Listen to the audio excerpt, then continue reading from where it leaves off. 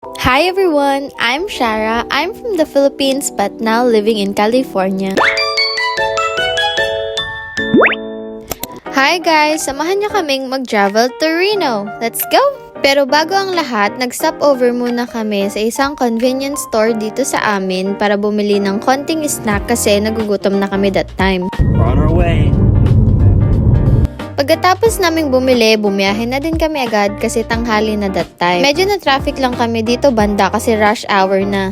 Siguro mga 1 hour and 30 minutes na nung bumiyahe kami, naisipan ulit ni Mateo yung mag-stop over para bumili ng pagkain and ng konting pasalubong lang kila tita. Dapat Jollibee sana yung bibilin ko para sa kanila kaso nga lang wala kaming madaan ng malapit and nagmamadali na kami that time. Hindi na ako nakapag-video after namin dun sa cafe kasi nakatulog ako. Pero buti na lang talaga ginising ako ni Mateo nung nasa bundok na kami. Grabe yung saya ko nung mga oras na to kasi akala namin wala na kaming maaabot ang snow kasi spring na nung pumunta kami. Hindi ako lubos makapaniwala na mabibigyan ako ng pagkakataon na makita ang mga ganitong tanawin. Grabe yung iyak, grabe yung mga pagsubok na napagdaanan ko bago ako makarating dito. Pero masasabi kong worth it lahat ng iyon.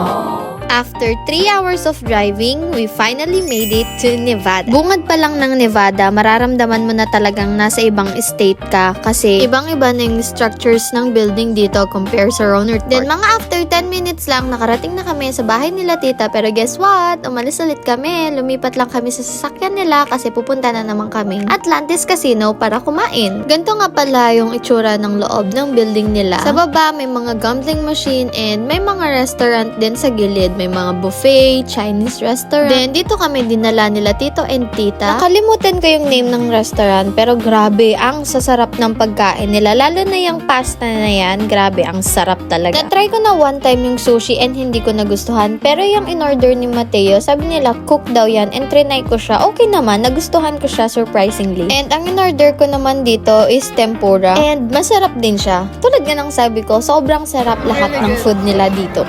Tapos ito din, yung order ni tita na parang creamy shrimp siya. Pinatry niya din sa akin and nagustuhan ko din siya. Sobrang sarap lahat. Lahat.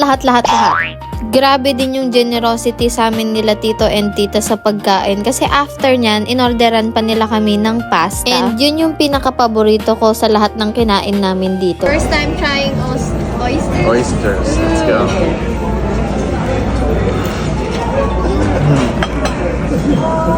Amazing. Good? Very good. Lagi ko din tong nakikita tong fresh oysters na to sa Pilipinas pero hindi ko in-expect na dito ko pa talaga sa US matatry. After